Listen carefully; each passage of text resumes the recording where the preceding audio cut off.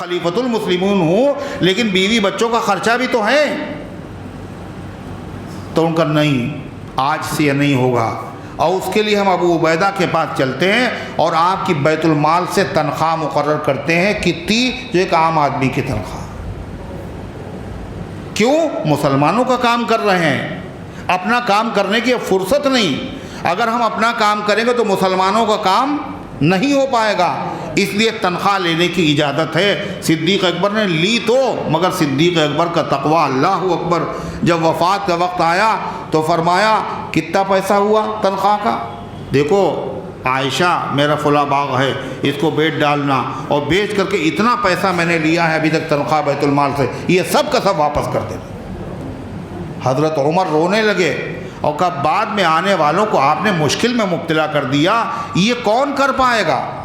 یہ وہی صدیق اکبر ہیں جن کو لوگ گالیاں دیتے ہیں اور کہتے ہیں انہوں نے باغ فدق غصب کر لیا تھا، حضرت فاطمہ کا حق مار لیا تھا. آپ بتائیے جس نے بیت المال سے ایک سکہ نہ لیا ہو اور جو لیا ہو وہ بھی واپس کر دیا ہو. ولا تشترو، لو فرمایا یہ پڑھانا، اس کے اوپر جو ان کی خدمت کی جا رہی ہے یہ تو سعادت کا ذریعہ ہے، یہ تو برکت کا ذریعہ ہے. اگر آپ قرآن کی خدمت سمجھ کر کے کریں گے، قرآن پڑھا رہے ہیں، یہ قرآن سکھا رہے ہیں. بچہ ہمارا پڑھنا ہو نہ پڑھنا ہو مگر قرآن پڑھاتے تو ہیں، نماز پڑھاتے تو ہیں، اذان کہتے تو ہیں.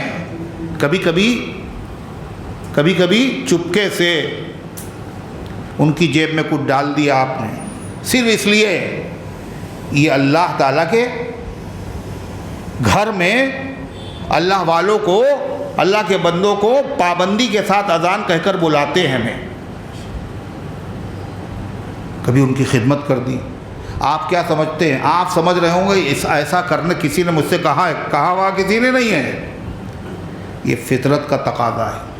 آپ ایسا کر کے دیکھیے. آپ یہ جو بازار میں آپ دیتے ہیں اور وہ آئے ہیں 10 طرح کی شکلیں بنا کر کے اور بہت معصومیت کے ساتھ انہوں نے کہا آپ نے ان کو دے دیا. ان کو دے کے دیکھیے آپ کتنی برکت ہوتی ہے آپ کے مال میں، اور اللہ بھی خوش ہوگا اور اللہ کے رسول بھی خوش ہوں گے. کیوں؟ یہ کون لوگ ہیں؟ یہ سب دین کی خدمت کرنے والے ہیں نا، مگر ہم لوگوں نے یہ کچھ سیکھا ہی نہیں. اللہ ہم سب کی سمجھنے کی توفیق عطا فرمائے، دین کی خدمت کرنے کی توفیق عطا فرمائے. یہ جائے گا نہیں ضائع. قیامت کے دن کیا ہوگا؟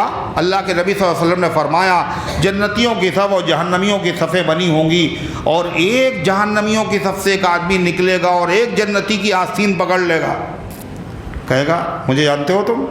ہم تو نہیں جانتے. کل یاد کیجئے آپ، ایک مرتبہ میرے گھر کی طرف سے نکلے تھے آپ، اور نماز کا ٹائم تھا اور وضو کے لیے پانی نہیں تھا. آپ نے پانی مانگا تو 1 لوٹا پانی ہم نے آپ کو دیا تھا وضو کے لیے. یاد آیا؟ ہاں یاد تو آ گیا. تم جنتی ہو اور ہم تو جہنمیوں میں ہیں. اگر آپ سفارش کر دیں تو میرا کام بن سکتا ہے. حدیث میں آتا وہ سفارش کرے گا اور اللہ اس کی سفارش کے بدلے میں اس کو بھی جنت میں داخل کر دے. اس نے 1 لوٹا پانی خالی دیا تھا نمازی کو. اور اللہ کی کتاب پڑھنے والے، پڑھانے والے، سنانے والے، سکھانے والے اگر آپ ان کی خدمت کریں گے تو قیامت کے دن یہ سفارش کریں گے تو ان کی سفارش سے فائدہ ہوگا نہیں ہوگا؟ اللہ کو پتہ ہے نہیں پتہ ہماری کتاب کا خادم کون ہے؟ دوسری چیز، یہ مرنے کے بعد جو سلسلہ ہے وہاں اعلان ہوتا ہے. کہاں؟ قبرستان ہی میں. کیا اعلان ہوتا ہے بھائی؟ لوگوں رسولی مسجد میں فجر کی نماز کے بعد قرآن خوانی ہوگی. ہوتا ہے نہیں ہوتا؟ اور ہمیشہ جب بھی اعلان کرنے والا کرتا کبھی ظہر کا اعلان نہیں کرے گا، ظہر بعد، نہ عصر بعد، نہ مغرب بعد، نہ عشاء بعد، بلکہ کب؟ کون سے؟ جس میں خود بھی نہیں آتے ہیں اور جس میں کم سے کم لوگ آتے ہیں. جو نمازی ہیں وہ بھی نہیں آ پاتے، اس میں اعلان کر رہے ہیں. یہ کیا ہے؟ یہ وہی بدعقلی، شریعت کا اس سے کوئی تعلق نہیں ہے، لہذا سن رہے ہیں وہی کرتے چلے آ رہے ہیں. فجر کی نماز، فجر، یہ اعلان بدعت، یہ اعلان خلاف سنت، اعلان کرنا گناہ. نہ یہ نبی کا طریقہ ہے، نہ صحابہ کا طریقہ ہے، نہ تابعین کا طریقہ ہے، نہ تبع تابعین کا طریقہ ہے۔ اس کے علاوہ فجر کے علاوہ کچھ لوگوں کو بلا لیا کہ حافظ جی، امام صاحب قرآن خوانی آج ہے، لے کے آ جائیے گا، اور ناشتہ بھی ہے۔ کیا ہوا؟ ناشتہ بھی ہے اور وہ دعوت بھی ہے، اور کچھ پیسے ویسے بھی دے دیے جائیں گے آپ کو۔ وہ آ گئے صاحب، کرائے کے جیسے لوگ نہیں ہوتے ہیں، دھرنے میں مظاہرے میں بلائے جاتے ہیں نا، دھرنا دینا ہے، آدمی ہے نہیں، انہوں نے کرایہ کچھ لوگوں کو لے لیا۔ کچھ لوگوں کا یہی کام ہے، وہ ہر دھرنے میں دکھائی دے گا آپ کو، کوئی بھی دھرنا دے شکلیں وہی نظر آئیں گی۔ کیوں؟ یہی کام ہے، جیسے جھوٹے گواہ نہیں ہوتے ہیں عدالت میں، پیسے 200 روپے دو تو گواہ لے لو۔ یہ لوگ باقاعدہ بیانہ لیتے ہیں اور ان لوگوں کو لے کر کے پہنچ جاتے ہیں اور وہ قرآن پڑھتے ہیں۔ ایسے لوگوں کو بلانا، ان کو قرآن ان کا پڑھنا اور اس پر ان کا پیسے لینا اور ان کا پیسے دینا، یہ دونوں ناجائز ہے، دونوں ناجائز۔ ان کو بھی ثواب نہیں ملے گا، اور جب ثواب نہیں ملے گا تو آپ کے مردے کو وہ بخشیں گے تو ان کو مل جائے گا۔ جو ہمارے پاس ہوگا ہم ہی تو کسی کو دیں گے، جب انہوں نے پڑھا انہی کو نہیں ملا تو کسی کو کیا ملے گا؟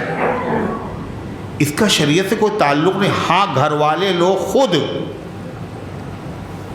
ایصال ثواب کریں، جتنا قرآن پڑھا جائے، اور یہ بھی سمجھتے ہیں کہ قرآن اگر پڑھا جائے تو پورا قرآن پڑھا جائے، اگر پورا نہیں ہوگا تو طبیعت مطمئن نہیں ہونا۔ کہنے کتنے قرآن بخشے؟ کہنے 75۔ اب بہت خوش ہو گئے 75۔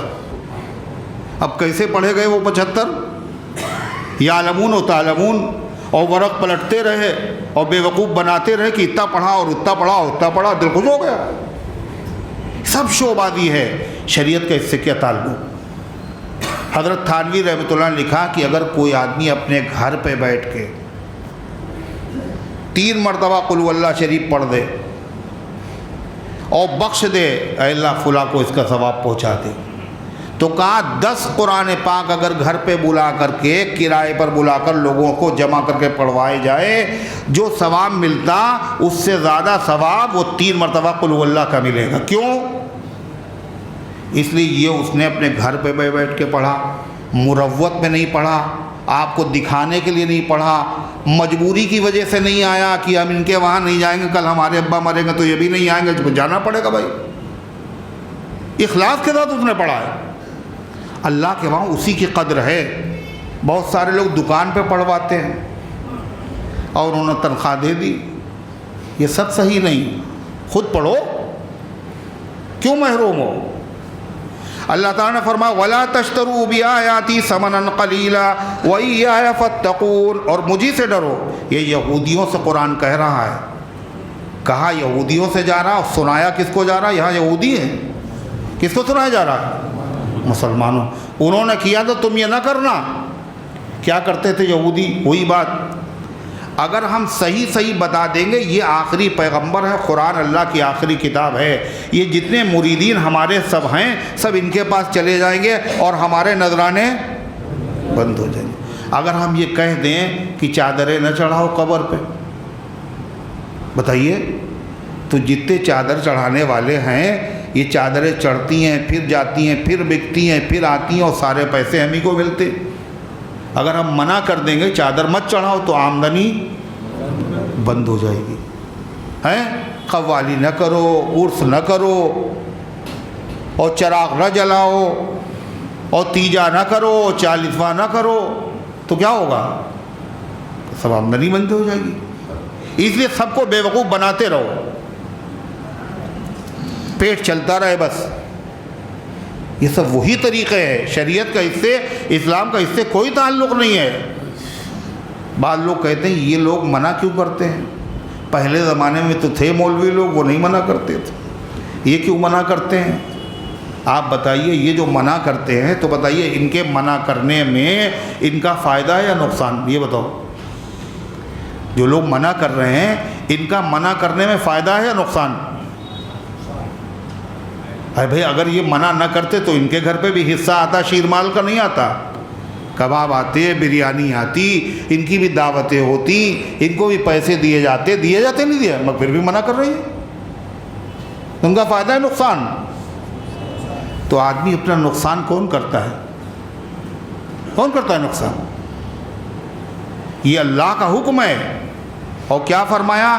جو آدمی اپنے علم کو چھپائے گا، جو علم جانتا تھا اور نہیں بیان کرے گا حق، قیامت کے دن اس کے منہ میں آگ کی لگام لگائی جائے گی۔ یا تو شیرمال کباب کھا لو یا پھر آگ کی لگام برداشت کر لو۔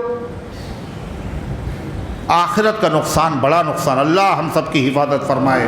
اللہ نے فرمایا وَلَا تَشْتَرُوا بِآيَاتِي ثَمَنًا قَلِيلًا، اور مت بیچو میری آیتوں کو تھوڑے مول کے بدلے میں، وَإِيَّايَ فَاتَّقُونَ، اور کسی سے مت ڈرو، برادری خفا ہو جائے گی۔ کہلے بات صحیح کہہ رہے ہیں مولانا، یہ تیجا یا ٹھیک نہیں ہے، مانتے تھوڑی ہیں کچھ، مجبوری ہے، نہیں کریں گے تو برادری کے لوگ کیا کہیں گے؟ اس لیے یہ سارے برادری کے لوگ قبر میں جائیں گے نا، جائیں گے نا، جن کو خوش کرنے کے لیے کر رہے ہیں یہ سب قبر میں بھی جائیں گے نا، اکیلے جائے گا نا آدمی۔ فرمایا مجھ سے ڈرو اور کسی سے مت ڈرو۔ وَلَا تَلْبِسُوا الْحَقَّ بِالْبَاطِلِ وَتَكْتُمُوا الْحَقَّ وَأَنْتُمْ تَعْلَمُونَ، اور حق کو باطل کے ساتھ مت ملاؤ۔ توریت میں اللہ کی کتاب تھی، اس میں جو باتیں تھی وہ حق تھی۔ پھر یہودیوں نے کیا کیا؟ توریت میں الفاظ بدل دیے، معنی بدل دیے، نبی کی جو صفات تھی ان کو بدل دیا، تو حق کے ساتھ کس کو ملا دیا؟ باطل کو۔ اب پتہ نہیں چلے گا اس میں صحیح کیا ہے اور غلط کیا ہے۔ وَلَا تَلْبِسُوا الْحَقَّ بِالْبَاطِلِ، اور حق کو باطل کے ساتھ مت ملاؤ۔ وَتَكْتُمُوا الْحَقَّ وَأَنْتُمْ تَعْلَمُونَ، اور تم حق کو چھپاتے ہو اور حالانکہ تم جانتے ہو یہ نبی برحق ہیں، یہ قرآن اللہ کی کتاب ہے، توریت میں ان کی علامتیں موجود ہیں، اور پھر بھی چھپا رہے ہو تم۔ حق کو چھپانا کتنا بڑا جرم ہے یہ بھی جانتے ہو، پھر بھی یہ حرکت کر رہے ہو۔ وَأَقِيمُوا الصَّلَاةَ وَآتُوا الزَّكَاةَ وَارْكَعُوا مَعَ الرَّاكِعِينَ، دولت کے چھوٹ جانے کا، نذرانے بند ہو جانے کا تمہیں اندیشہ ہے، اسی لیے حق کو تم نہیں قبول کر رہے ہو۔ ہمت اپنے اندر پیدا کرو۔ ہمت کیسے پیدا ہوگی؟ اقیم الصلاۃ، نماز قائم کرو، وآتوا الزکاۃ، زکوٰۃ ادا کرو۔ نماز سے کیا ہوا؟ معلوم ہے حاجت اور ضرورت، فقر اور فاقہ، ان تمام چیزوں کو دور کرنے میں نماز کا بہت بڑا کردار ہے، بہت بڑا دخل ہے۔ اللہ تعالیٰ نے کیا کہا؟ وَأَمُرْ أَهْلَكَ بِالصَّلَاةِ وَاصْطَبِرْ عَلَيْهَا لَا نَسْأَلُكَ رِزْقًا نَحْنُ نَرْزُقُكَ وَالْعَاقِبَةُ لِلتَّقْوَىٰ۔ اے پیغمبر آپ نماز خود بھی پڑھیے، گھر والوں کو حکم دیجئے اور خود بھی نماز پہ قائم رہیے۔ ہم آپ سے روزی کموانا نہیں چاہتے، نحن نرزق، روزی تو ہم دیں گے آپ، اور نمازیں چھوڑ کر کے اگر آپ نے نماز چھوڑ دی اتنی بکری چلی جائے گی، اتنے گاہک لوٹ جائیں گے، نماز اگر پڑھنے گئے، یہی تو سوچ رہے ہو تم، یہی سوچ رہے نا؟ رزاق کون ہے؟ یہ گاہک ہیں، یہ سب اللہ ہی ہے۔ نماز پڑھو گے تو اللہ کیا کہتا ہے؟ ہم تم سے نماز پڑھوانا چاہتے ہیں، ہم روزی نہیں کموانا چاہتے ہیں، اور روزی تو ہم دیں گے، اور مقدر سے زیادہ روزی لے کے دکھاؤ۔ دکان کھولے رہو، ایک نماز نہ پڑھو، مگر مقدر سے زیادہ لے کے دکھاؤ، ایک ڈھیلا جو تمہیں مل جائے، اور جو تمہیں ملے گا اس میں برکت نہیں ہوگی، وہ جیسے آیا ویسے ہی جائے گا۔ اتنی جانچیں ڈاکٹروں نے لکھ دی اور کچھ نہیں۔ دوسرے ڈاکٹر کے وہاں پہنچے، انہوں نے کہا کہ یہ جانچ کرائی، کہ یہ تو صاحب کرائی، کہ یہ جہاں سے ہم کریں وہاں سے کراؤ، یہ جیسے آیا ویسے ہی جا رہا ہے، سمجھ میں نہیں آ رہا ہے۔ اقیموا الصلاۃ وآتوا الزکاۃ وارکعوا مع الراکعین، نماز قائم کرو اور زکوٰۃ دیتے رہو۔ ہر نبی کی شریعت میں نماز تھی، نماز قائم کرو، زکوٰۃ دو، آگے کیا کہا؟ وارکعوا مع الراکعین، اور رکوع کرو رکوع کرنے والوں کے ساتھ، رکوع کرو رکوع کرنے والوں کے ساتھ۔ رکوع بولا گیا اور مراد رکوع نہیں ہے، رکوع سے مراد پوری نماز۔ جیسے کیا کہا؟ اقیم الصلاۃ لدلوک الشمس وقرآن الفجر، کیا کہا گیا؟ اقیم الصلاۃ لدلوک الشمس الی غسق اللیل وقرآن الفجر ان قرآن الفجر کان مشہودا۔ فجر کا قرآن، فجر کی قرآن سے مراد قرآن نہیں ہے، فجر کی نماز، قرآن بول کے پوری نماز، رکوع بول کے پوری نماز، چائے بول کر کے، بولو چائے بول کے کیا، چائے میں کیا چیز ہے؟ خالی چائے کی پتی ہے نا، شکر بھی ہے، دودھ بھی ہے، پانی بھی ہے، اس میں چائے کی پتی بھی پڑی ہوئی، مگر جب پک کے تیار ہوئی تو اس کا نام نہ دودھ ہے، نہ شکر ہے، نہ پانی ہے، کیا نام ہے اس کا؟ چائے۔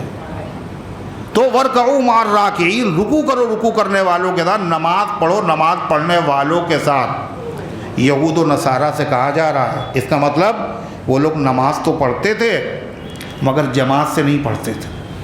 اللہ کہہ رہا اب آخری پیغمبر کے آنے کے بعد جیسے ہم کہہ رہے ہیں ویسے اگر نماز پڑھو گے تو نماز قبول ہوگی، ورنہ نماز قبول نہیں ہوگی۔ وَارْكَعُوا مَعَ الرَّاكِعِينَ، رکوع کرو رکوع کرنے والوں کے ساتھ۔ ایک دوسرا سوال، رکوع کہا گیا مگر مراد اس سے بولو پوری نماز ہے، تو نماز میں خالی رکوع تھوڑی ہوتا ہے،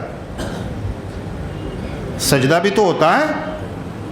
وَاسْجُدُوا مَعَ السَّاجِدِينَ نہیں کہا، ایسا کیوں؟ حالانکہ سجدہ رکوع سے افضل ہے۔ ارے ہے بات یا نہیں ہے؟ وَارْكَعُوا مَعَ الرَّاكِعِينَ کیوں کہا؟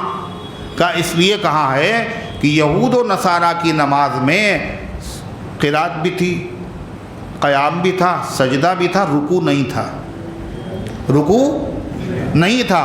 آخری پیغمبر محمد الرسول اللہ صلی اللہ علیہ وسلم نے جو نماز ہمیں عطا کی ہے اس میں قیام بھی ہے، قعود بھی ہے، جلسہ بھی ہے، رکوع بھی ہے، سجود بھی ہے۔ اس لیے اللہ فرما رہا وہ والی نماز نہیں چلے گی جس میں رکوع نہیں تھا۔ اب کون سی نماز چلے گی؟ محمد الرسول اللہ صلی اللہ علیہ وسلم جو نماز سکھائی ہے، وَارْكَعُوا مَعَ الرَّاكِعِينَ، رکوع کرو رکوع کرنے والوں کے ساتھ، نماز پڑھو نماز پڑھنے والوں کے ساتھ۔ اللہ تعالیٰ ان گزارشات کو قبول فرمائے، عمل کرنے کی توفیق عطا فرمائے۔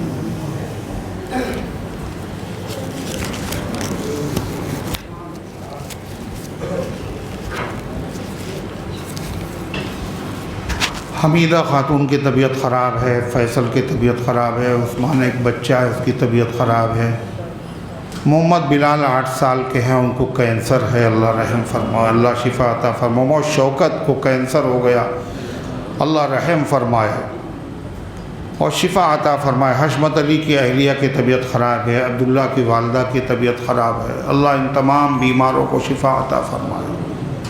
حاجی جمیل صاحب کی طبیعت خراب ہے، جمیل صاحب جن کی حلق کے نیچے پانی نہیں اتر رہا اسی محلے میں ہے اور نمازی آدمی، دعا کیجئے اللہ ان کی مشکل کو آسان فرمائے، صحت عطا فرمائے، عافیت عطا فرمائے۔ محمد رضوان کے مکان میں کرایہ دار ہیں، وہ خالی نہیں کر رہے ہیں، اللہ تعالیٰ ان کی مشکل کو دور فرمائے اور مقصد میں کامیابی عطا فرمائے۔ محمد عارف کی والدہ اللہ شفا عطا فرمائے۔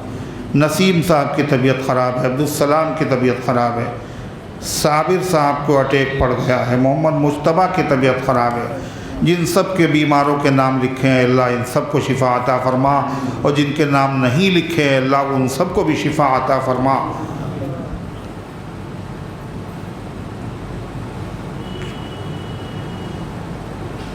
کیا ہے لکھا ہے بھائی؟ ان کی دوا ہو رہی ہے۔ محمد کلیم صاحب اللہ ان کو شفا عطا فرمائے۔ اللہم صلی علی سیدنا و